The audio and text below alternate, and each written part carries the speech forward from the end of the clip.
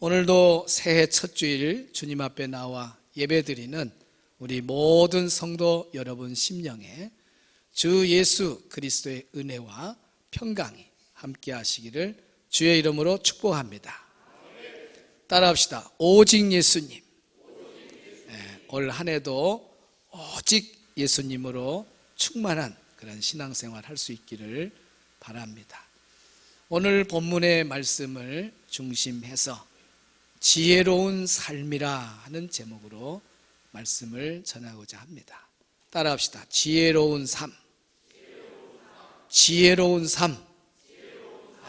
제목이 여러분 가슴에 오랜 시간 여운으로 머물러 있기를 바랍니다. 지혜로운 삶. 2024년을 어떻게 살아야 될까? 정말 지혜로운 삶을 살았으면 해서 오늘 이 말씀을 선포합니다. 올 한 해뿐만 아니라 정말 남은 인생 주님 나라 갈 때까지 지혜로운 삶을 산다면 그 인생은 참 가치 있는 삶을 살았다, 이렇게 볼 수가 있습니다. 지혜로운 삶은 어떤 삶입니까? 첫째는 세월을 아끼는 삶입니다. 오늘 본문 16절을 다 같이 보겠습니다. 시작. 세월을 아끼라. 때가 악하니라. 세월을 아끼라. 여기 아끼라고 하는 말의 원문의 뜻은 속량하다, 구출하다, 그런 뜻이 있습니다. 그리고 기회를 이용하다, 이런 뜻이 아끼다라는 이 아끼라는 말 안에 들어 있습니다. 그러니까 시간을 속량하라는 거예요. 속량이라는 말은 뭐예요? 노예 시대에 노예 값을 주고 풀어줄 때에 속량이라는 단어를 씁니다. 우리 예수님이 우리를 속량해 주셨다 그랬죠. 우리 죄인들의 죄값을 십자가에서 대신 다 쳐주신 겁니다. 그래서 주님의 그 속량의 은혜로 인해서 우리가 죄 용서받고 자유인이 되어서 하나님의 자녀가 된 겁니다. 그때 그 속량. 그러니까 아끼라고 하는 말에 이 단어는 시간을 속량하라, 시간을 사라, 그 말입니다. 구출하라, 그 말은 물에 빠져 있는 사람을 구해내듯이 시간을 잃어버리지 말고 헛되이 보내지 말고 거기 그 시간을 빨리 건져내라, 구출해내라. 그리고 기회를 이용하라. 기회를 이용하라는 것은 뭐예요? 바로 선한 일에 쓰임받는 자가 되라. 그 선한 일은 다른 거 아닙니다. 주의 일에 힘쓰는 자가 되라, 그런 뜻입니다. 그러니까 여러분, 세월을 아끼라, 그 말은 한마디로 영적으로 풀어서 여러분에게 해석을 해주면 오직 주님의 일을 힘써라, 그런 뜻입니다. 시간을 아끼고 전략하고, 그래서 그 시간들을 주님을 위해서, 주님의 나라를 위해서 일하라라고 하는 말씀인 겁니다. 우리가 살고 있는 이 세상을 우리는 죄악된 세상이라 그렇게 말합니다. 그래서 죄악된 세상 속에 우리가 살면서 이 죄악된 세상에 휩쓸려 살게 되면은 우리의 삶은 무가치한 인생의 삶으로 마무리가 되는 것입니다. 세상의 사람들은, 죄악된 그 세상 속에 있는 사람들은 오직 자기만을 위해서 삽니다. 인간의 욕망을 채우기 위해서 삽니다. 그리고 탐심을 채우기 위해서 살아가는 사람들이 바로 죄악된 세상의 사람들입니다. 오늘 우리가 성도로서, 하나님의 자녀로서의 그런 삶이 아니라 죄악된 세상 속에 휩쓸려서 자기 자신을 위해서만 살아가고, 자기 욕망을 채우기 위해서 살아가고, 탐심을 채우기 위해서 살아간다면 우리 인생의 끝자락에 가서는 후회만 남고 우리의 삶은 무가치한 삶이 되는 겁니다. 오늘 2024년 새해 첫 주일 하나님께서 우리에게 주신 이 말씀은 세월을 아끼라는 이 말씀 속에는 시간을 쪼개고 또 쪼개고 전략해서 기회가 되는 대로 주의 일에 힘쓰는 자가 되라, 주의 일을 많이 하라는 말씀인 겁니다. 사도 바울의 생을 60년으로 봅니다. 대략 60년 생을 산 그 바울의 삶을 돌아보면 바울은 예수 믿기 전에 얼마나 교회를 박해했습니까? 그리고 예수 믿는 사람 잡아다가 감옥에 가두고 죽이는데 선봉자였습니다. 그러던 그가 예수님을 딱 만나고 난 다음에 과거의 시간들이 너무 아까운 거예요. 내가 왜 이렇게 잘못된 데 시간을 흘려보냈을까? 자신의 모든 것, 정력을 다 쏟았던 것이 주님을 제대로 만나고 나니까 바르지 못했다는 걸 깨닫게 되죠. 그래서 바울은 늦었지만은 지금이라도 세월을 아끼고 시간을 아껴서 초를 쪼개고 분을 쪼개어서 주님만을 자랑하고 하나님 나라 위해서 나는 살아야 되겠다 헌신했던 사람이 바로 사도 바울입니다. 여러분, 이어령 교수, 이분은 우리 대한민국의 지식인의 1호입니다. 지금은 세상을 떠났지만은 그분도 인생의 끝자락에서 예수님을 만나지 않았습니까? 그분의 신앙 고백에서 하시는 말씀이 뭐든가요? 이렇게 좋은 예수님을 내가 왜 진즉 몰랐을까? 딸이 믿었던 그 하나님을 내가 좀 더 빨리 믿었으면 좋았을 텐데, 무신론자의 앞잡이가 되고 무신론 협회의 회장이 되어서 하나님이 어디 있느냐, 지옥이 어디 있느냐, 천국이 어디 있느냐, 그런 대표 주자인 그가 예수님을 딱 만나고 난 다음에 제일 먼저 생각나는 것이 과거의 시간이 너무 아깝다는 거예요. 그래서 짧은 시간이지만은 나는 주를 위해서 주님을 자랑하겠다, 많은 간증을 하고 살았던 이어령 교수입니다. 아마 여러분 중에도 술로 인생을 살던 사람들, 세상에 향락에 빠져 살던 사람들, 이런 사람들 예수 딱 믿고 난 다음에 내가 왜 좋은 예수님을 빨리 못 만났을까? 내 시간이 너무 아깝다. 과거의 시간이, 내가 돈을 허비해버린 것이 너무 아깝다. 쓸데없는 것, 아무것도 아닌 거에다가 물질을 흘려보낸 것이 너무 아깝다는 거예요. 나의 시간과 나의 물질과 나의 재능을 주님을 위해서 살았더라면 얼마나 좋았을까? 후회하는 사람들이 믿음이 든 사람들의 고백입니다. 사랑하는 성도 여러분, 우리 인생은 너무너무 빨라요. 오늘 우리 장로님이 화살같이 빨라요. 화살 금방 날아가요. 화살은 놓자마자 과역에 툭 소리가 납니다. 마치 터널을 지나가듯이 어떤 아이가 터널이 나오니까 밤이다, 딱 밝아지니까 낮이다, 밤낮이 그냥 휙 터널 지나가듯이 우리 인생이 이렇게 빨리 지나갑니다. 저도 엊그제 개척한 것 같은데 30대 준비하는 과정이었고 40대 50대 목회하고 이제 60대 목회만 남아 있습니다. 누가 60대가 벌써 올 줄 알았어요? 나는 항상 총각인 줄 알았어요. 지금도 만나는 사람들, 목사님 변하지 않았다, 변하지 않았다. 뭘 변하지 않아요? 머리가 지금 많이 하얘졌는데요. 이렇게 빨라져. 어느 임직식에 가니까 장로 퇴임하신 분이 답사를 하는데, 사랑하는 성도 여러분, 제가 엊그제 군대 갔다 온 것 같은데 벌써 퇴임하게 됐습니다. 사랑하는 성도 여러분, 제가 엊그제 안수집사 임직식 한 것 같은데 벌써 퇴임하게 됐습니다. 사랑하는 성도 여러분, 엊그제 장로 임직 받은 것 같은데 벌써 퇴임하게 됐습니다. 엊그제라 표현해요. 엊그제. 시간이 긴 것 같아도 우리 인생을 딱 살고 뒤로 돌아보는 순간은 순간인 것이 바로 우리 인간이에요. 지금 살아가는 점점을 찍고 있지만은 여러분의 과거를 돌아보면 순간이라는 것을 알게 됩니다. 80이 살든 90을 살든 그 뒤를 돌아보는 순간은 순간이에요. 순간.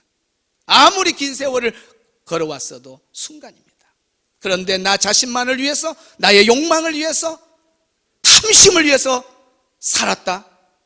그 사람은 눈을 감을 때 후회의 눈물을 흘릴 수밖에 없어요.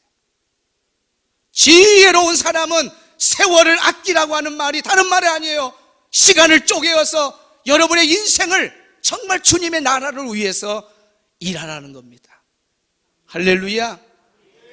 그래서 오늘 우리는 2024년 새해 송구영신 예배 때 선교적 인생이 되자는 귀한 말씀을 받았습니다. 따라합시다. 선교적 인생이 되자. 오늘 우리가 하나님의 나라를 위해서 나의 시간과 물질과 몸을 들이면서 살아간다면 우리 인생의 마지막 끝에 가서는 내가 가치 있는 삶을 살았구나. 선교적 인생을 산 사람은 인생에 후회가 없습니다. 하나님이 가장 기뻐하는 일을 했기 때문에 그렇습니다. 오늘 첫 주일 예배 드리는 우리 성도들은 정말 오늘 주신 말씀을 가슴에 담고 시간을 잘 쪼개서 전략하고 그러면서 정말 남는 시간들, 또 시간을 구별해서 하나님께 드려지는 시간이 많아져서 여러분의 인생의 끝자락에서 참으로 여러분 인생을 뒤돌아볼 때 후회가 없는 나는 지혜로운 인생을 살았다라는 고백이 있기를 주의 이름으로 축원합니다. 지혜로운 삶은 첫째로 세월을 아끼는 삶입니다. 세월을 아낀다고 하는 것은 오직 주님의 일에 힘을 쓰는 걸 말하는 겁니다. 두 번째는 술을 취하지 말라는 겁니다. 18절 오늘 말씀 읽습니다. 시작.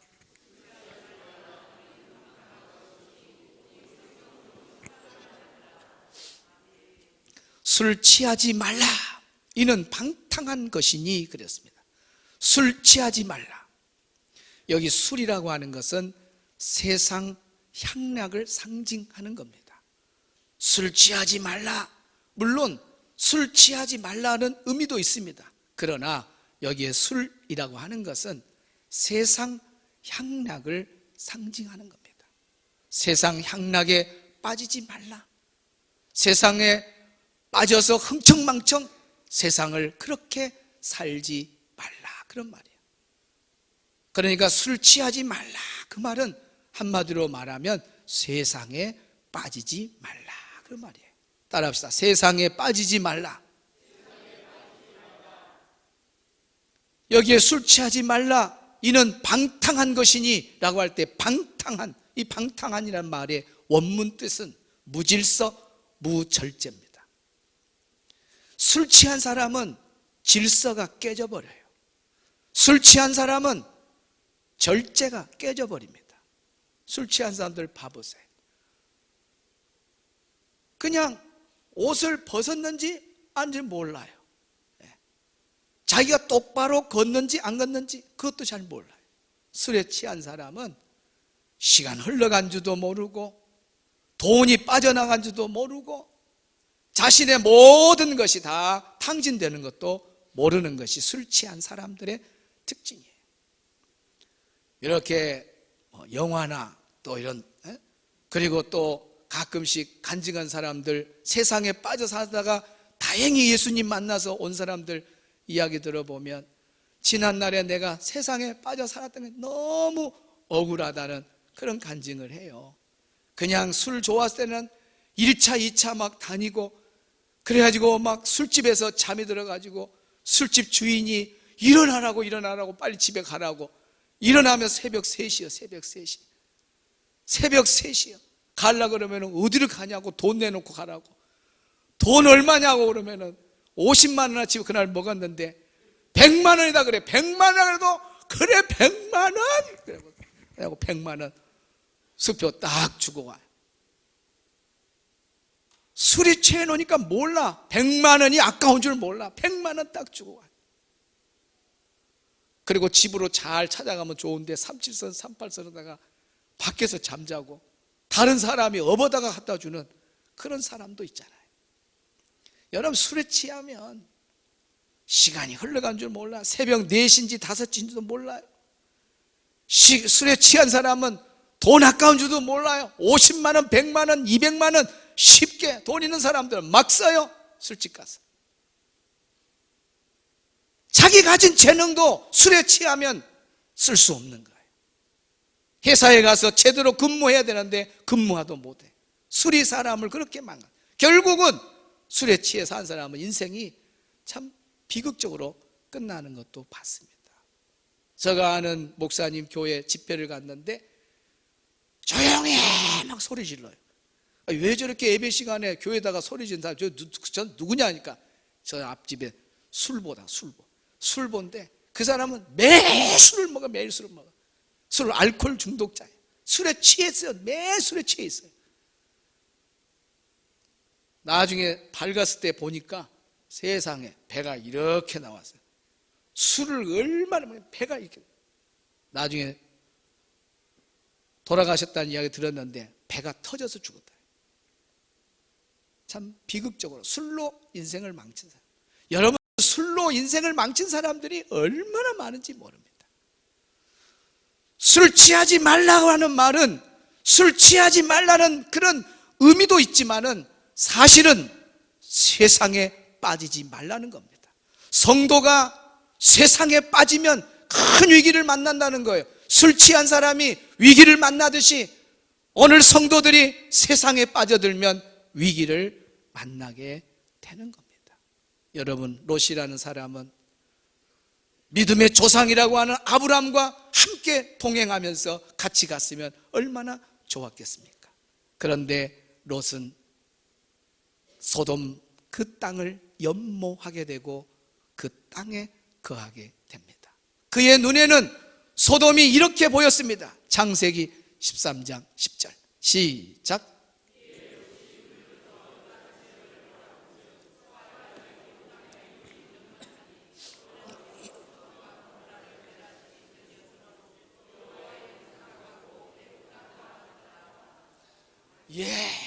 롯이 눈을 들어보니까 요단 지역을 바라본 즉 소알까지 온 땅에 물이 넉넉했다.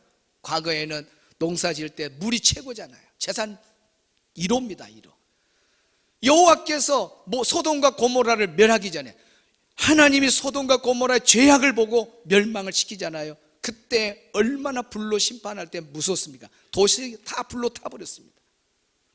우리 교회 여기 성화 가져왔을 때 이원희 목사님이 다 주는데 하나 안 주려고 그래요. 뭘 안 주려면 소돔 불탈 때에 그 불탈 때에 돌이 있어. 돌. 그 소돔 지역에 불탔을 때 돌, 그것이 4층 5층에 갖다 놨어. 안 주려고 그래. 아이고 목사님 사진도 줬는데 이런 또 물건도 하나 있으면 얼마나 좋겠냐고 주시라고. 그래서 갖다 놨는데 그걸 제가 보면요, 돌이 탔는데요 얼마나 무서운지 몰라요. 그러면 소돔 고모라가 심판받을 때 얼마나 무서운가를 알 수 있습니다.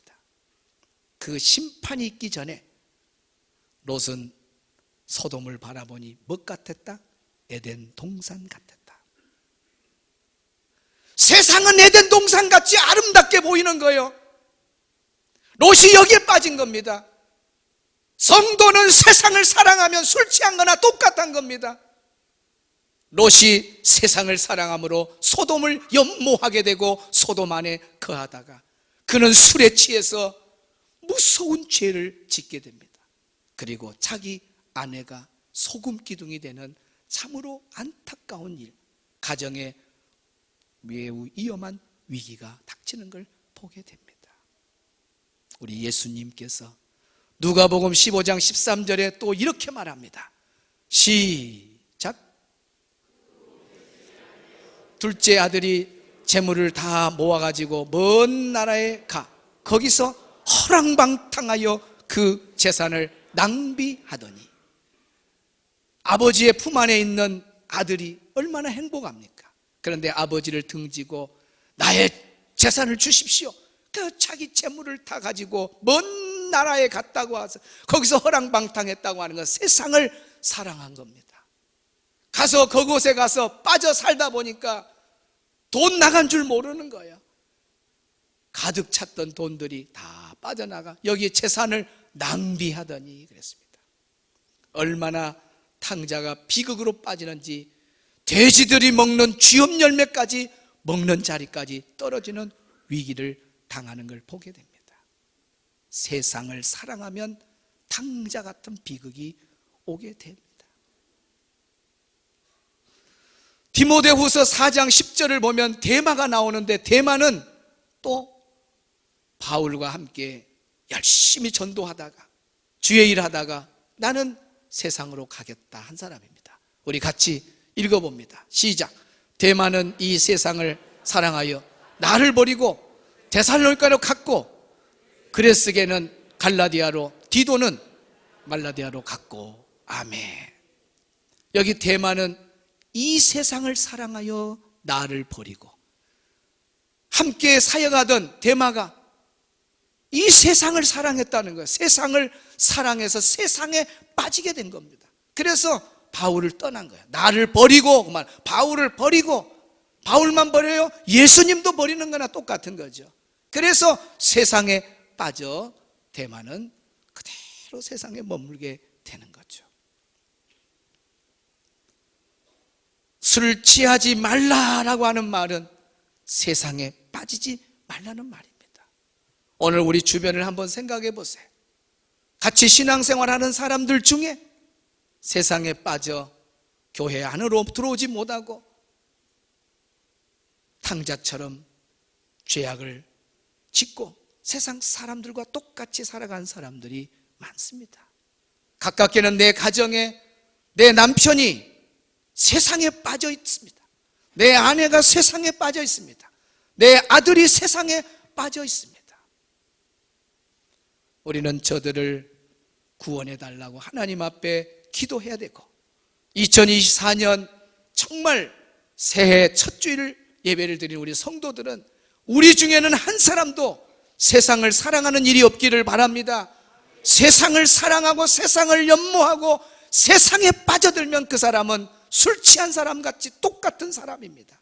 결국은 그의 인생에 위기가 오고 영혼이 파멸되는 안타까운 자리까지 빠지게 됩니다. 세상에 빠진 사람은 주일도 못 지켜요. 예배도 못 드립니다. 찬양도 기도도 없습니다. 세상에 빠진 사람은 돈에 미쳐 있습니다.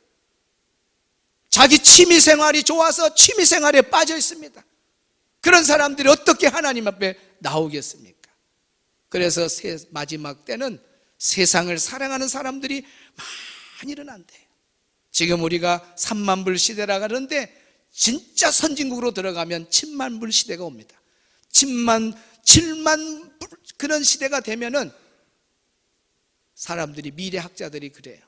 교회 안 가면 지옥 갈 거니까 지옥은 안 가려고 얼마나 형식주의로 오는지 교회 왔다는 표시만 하려고 성전 저 입구에 머릿돌에다가 키스만 나 왔다 갔습니다 하나님. 그리고 가버려 세상으로. 교회 안으로 들어오도 안 해. 키스만 하고 가버려. 그만큼 많은 사람들이 세상으로 빠져든다는 거예요. 대마 같은 제2의 대마, 제3의 대마가 많이 일어난다는 겁니다. 눈 크게 뜨고 여러분 중에는 세상을 사랑함으로 세상에 빠져서 영혼이 멸망당하는 어리석은 사람 우리 중에 한 명도 없기를 바랍니다. 술 취하지 말라. 이 말은 다른 말이 아닙니다. 세상에 빠지지 말라는 겁니다. 여러분을 유혹하는 것들이 얼마나 많은지 몰라요. 술로 유혹하고 돈으로 유혹하고 취미생활로 유혹합니다. 그러더라도 세상에 빠지면 안 됩니다. 그래서 토마스 왁슨 목사님은 그런 말을 했어요. 성도가 세상에 빠지는 것은 배 안에 물이 들어오는 것과 똑같다. 여러분, 배라고 하는 것은 물 위에 떠 있어야지 물이 안으로 들어오면 안 돼. 우리 예수 믿는 사람은 세상의 이 죄악된 바다에 떠 있을 수밖에 없습니다.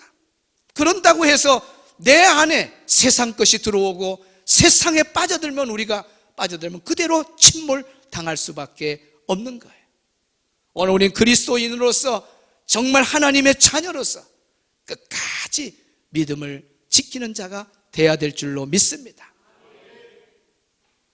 세 번째 지혜로운 삶은 어떤 삶이냐? 바로 성령 충만한 삶입니다. 18절 시작. 술 취하지 말라. 이는 방탕한 것이니 오직 성령으로 충만함을 받으라. 따라합시다. 성령으로 충만함을 받으라. 충만함을 받으라고 하는 이 원문의 뜻은 뭐냐면 가득 채우다 그런 뜻이 있습니다. 또 넘치도록 하다 그런 뜻이 있습니다. 완전하다 이런 의미가 있어요. 그러니까 주전자에 물을 가지고 부었을 때에 컵 저 밑에 찰랑찰랑 하는 그런 것이 아니에요. 찰까 말까도 아니에요. 그냥 넘치는 걸 말합니다. 성령 충만함을 받으라 그 말은 성령 충만한 삶으로 살아라 그런 뜻입니다. 넘치는 성령의 은혜로 살아라. 그래서 성령 충만함을 받으라 그 말은 성령 충만한 삶을 살아라는 거구나. 오늘 우리가 시간을 아끼는 것, 그리고 시간을 아껴서 주의 일을 하고 선교적인 삶을 살아가는데 나의 시간과 물질을 쓰는 것, 우리 힘으로 안 돼요. 돈이 아까워, 시간이 아까워, 못해요. 시간을 아껴서 시간만 나면 주의 전에 가고, 시간만 나면 전도하고, 시간만 나면 주의 일하는 거, 그렇게 인생을 살아가는 거 쉽겠습니까?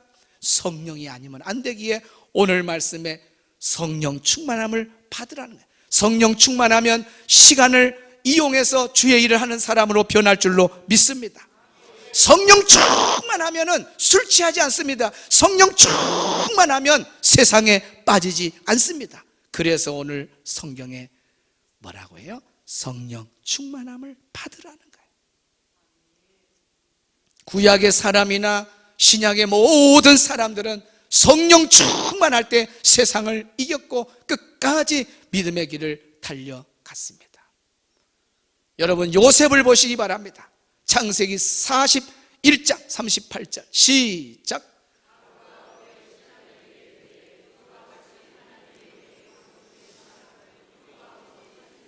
바로 왕이 그의 신하들에게 말합니다. 야 봐라 얘들아, 하나님의 영에 감동된 사람을 우리가 어찌 찾을 수 있으리요? 여기 하나님의 영이 성령을 말하는 거예요. 성령에 감동된 사람이 있었는데 그 사람이 누구냐? 바로 요셉이라는 거예요. 요셉은 성령 충만했기 때문에 어떤 유혹도 이겨낼 수 있고 어떤 고난도 다 이겨냈고 세상을 사랑해서 흘러가는 사람이 아니었습니다. 하나님 안에 머물러 끝까지 살았던 사람이 바로 요셉입니다. 그 비결은 성령 충만함입니다. 할렐루야. 다니엘서 5장 11절을 봅니다. 시작.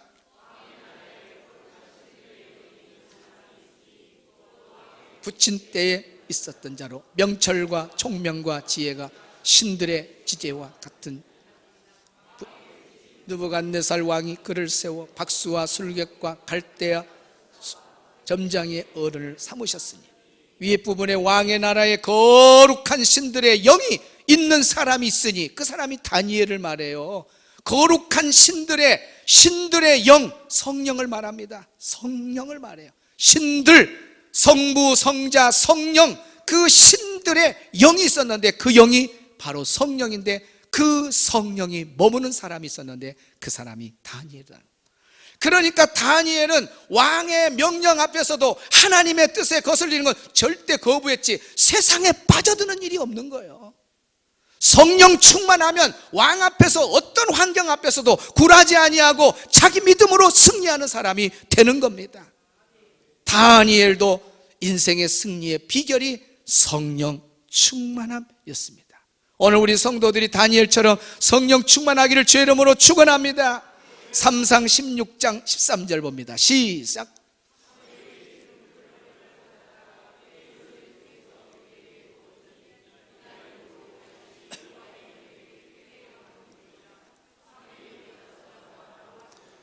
다윗이 여호와의 영에게 크게 감동되니라. 다윗이 어떤 사람이에요? 여호와의 영에 크게 감동되었다. 하나님의 영, 여호와의 영, 성령을 말해. 성령의 충만한 상태를 말합니다. 다윗은 성령이 충만함으로 말미암아 정말 목동에서 왕의 자리까지 오를 때까지, 주님 나라 갈 때까지 변함없이 하나님을 떠나지 않고 여호와는 나의 목자시니 내가 부족함이 없으리로다. 하나님을 끝까지 붙잡았던 그 비결, 인생에 파란만장한 그런 어려움이 있어도 그가 이겼던 승리의 비결은 성령 충만한 인생이었기 때문에 그런 거예요. 누가 지혜로운 사람이냐? 성령 충만받아 성령의 능력으로 살아가는 사람이 지혜로운 사람입니다.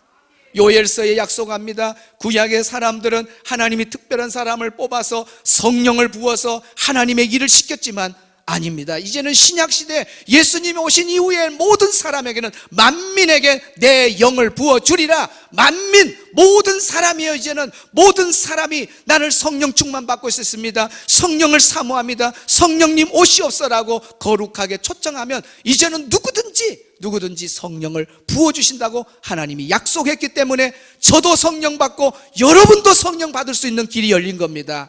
이미 성령 받은 줄로 믿습니다. 성령 받지 못한 분들은 구하면 돼요. 성령님 오시옵소서, 저에게 성령 충만 주옵소서. 기도의 자리 빠지지 않고 예배 자리 빠지지 않고 열심히 주 앞에 가까이 나오면 오늘 우리에게 성령으로 충만하게 부어주실 줄로 믿습니다. 이렇게 성령이 충만해야 시간을 아껴서 주의 일을 할 수 있는 거고, 이렇게 성령이 충만해야 술 취하지 않고 세상에 빠지지 않고 동창들 모임에도 딱 제약된 거 2차 3차 간다 이러면 야 나 안 간다, 나 한번 가봤더니 야 나 가면 안 되겠다 하고 딱 끊어버리고, 동창들 모임에 그거 좋은 거 아니에요. 그것 갖고 부부싸움 한 사람도 있잖아요. 성령 충만한 사람은 분별력이 분명해요. 그래서 아니요, 예를 분명히 할 수 있습니다. 그래서 능력 있게 살아가는 거예요. 오늘 우리 성도들이 새해에 성령 충만해서 남은 삶까지 주님 나라 갈 때까지 능력 있게 승리하며 살아가기를 주의 이름으로 축원합니다. 세 번 외칩니다. 지혜로운 삶을 살자. 시작. 지혜로운 삶을 살자. 지혜로운 삶을 살자. 지혜로운 삶을 살자. 아멘. 힘있게 우리가 성령의 능력으로 헌신도 하고, 성령의 능력으로 찬양도 하고, 성령의 능력으로 겸손도 하고, 인내도 하고, 섬길 수 있고, 다 성령의 능력입니다. 오늘 말씀 생각하면서 힘있게 박수치면서 찬양하겠습니다.